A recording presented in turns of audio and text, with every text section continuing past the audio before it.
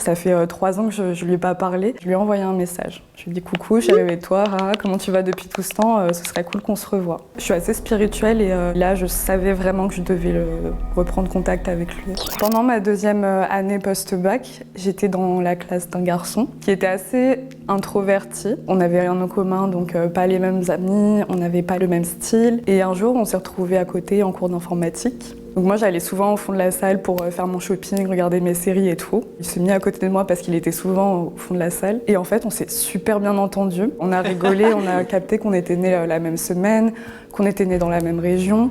Il était charismatique, assez mystérieux, mais il était grand, je sais pas, beau, il s'habillait bien. On se parlait très peu en dehors des cours, c'est-à-dire qu'on s'envoyait juste les devoirs à faire.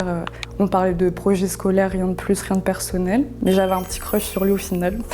Et je me disais que j'avais le temps de potentiellement travailler la relation. Et puis il y a eu le Covid.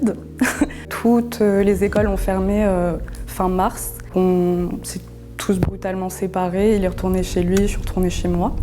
Et on a perdu contact. Pour moi, c'était un crush inachevé, c'est pas grave, j'allais passer à autre chose. Et quelques années plus tard, donc presque 3 ans plus tard, une nuit, j'ai fait un rêve. Donc j'étais autour d'une table avec lui, on buvait un café et on était dans un pays qui ressemblait à l'Angleterre, ou au moins qui faisait partie de la Grande-Bretagne. Et en fait, le rêve était assez perturbant parce que c'était vraiment, ça semblait hyper réel, on avait des vraies discussions, on rigolait beaucoup. Donc quand je me suis réveillée, j'étais un peu perturbée. Et je sais pas pourquoi, je me suis dit « Ah non, mais c'est fou, ça fait 3 ans que je lui ai pas parlé. Et là, je sais qu'il faut que je lui envoie un message et qu'il faut que je le vois en fait. » Donc le matin, je me prépare, je vais en cours. Et ma meilleure amie est dans ma classe, donc je lui raconte. Je lui dis « Girl, j'ai pas le temps de t'expliquer vraiment, mais en fait, il y a un mec que tu connais pas, ça fait 3 ans que je lui ai pas parlé, mais il faut que je lui envoie un message en fait, il faut que je le voie. » Et elle me dit « Mais ok. » En fait, je suis assez timide. Donc je fais rarement ça. Je l'ai retrouvé sur Instagram parce qu'on avait des anciens camarades en commun. Donc ouais, je l'ai cherché. Je lui ai envoyé un message. Je lui ai dit coucou, chérie, et toi, comment tu vas depuis tout ce temps? Ce serait cool qu'on se revoie. Ça fait un peu sociopathe là, de revenir en forme. Je sais tout à toi.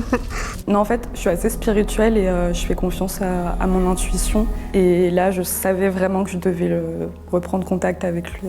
Donc il t'a forcé un peu, je me suis dit ok. La journée passe, il me répond pas. Et là, il y a un peu ce truc de rationalité de peut-être que tu t'es un peu enflammé trop vite. Donc j'hésite à supprimer le message. Il me répond juste avant que je supprime le message. Donc moi, je lui propose d'aller boire un verre ce week-end. Et il me dit non, je suis pas disponible le week-end, je te propose le mardi soir ou le jeudi soir. Donc avec ma meilleure pote, on se regarde, on se dit c'est bizarre un mec qui est pas dispo le week-end et tout. Du coup, je me dis il est peut-être en couple, est-ce que c'est bizarre? Il me dit mais non, mais vous êtes des camarades, vous allez vous retrouver, t'inquiète pas, c'est pas grave. C'était un soir de semaine, notre premier date. En gros, quand on est arrivé au bar que j'avais sélectionné, moi je suis fumeuse, donc je voulais forcément rester à l'extérieur en terrasse, sauf qu'on était en hiver, il faisait très très froid.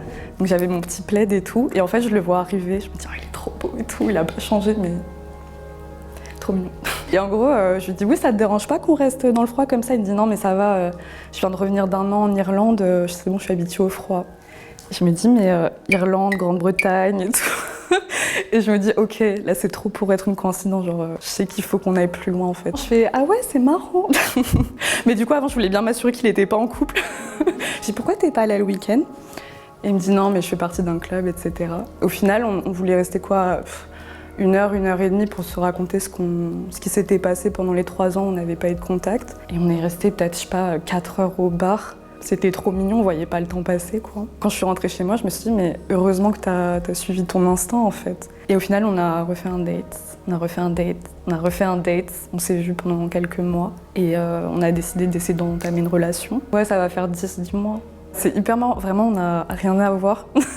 Moi, je suis tatouée de partout, j'aime mettre des crop tops, m'habiller court, faire ma petite diva et tout, mettre des grosses créoles, des gros bijoux, avoir des longs ongles. Et c'est vrai que lui, il est très tout le temps en chemise, blazer, et il est très grand, je suis très petite. Et c'est assez surprenant le duo, quoi. Justement, je pense que la vie fait bien les choses et que, encore une fois, c'est une question de timing. En plus, on se l'est dit au premier rendez-vous, on s'est dit mais ça aurait tellement pas marché il y a 3 ans. Mais là, c'est évident, quoi. Quand l'univers te donne quelque chose, il faut savoir l'accueillir.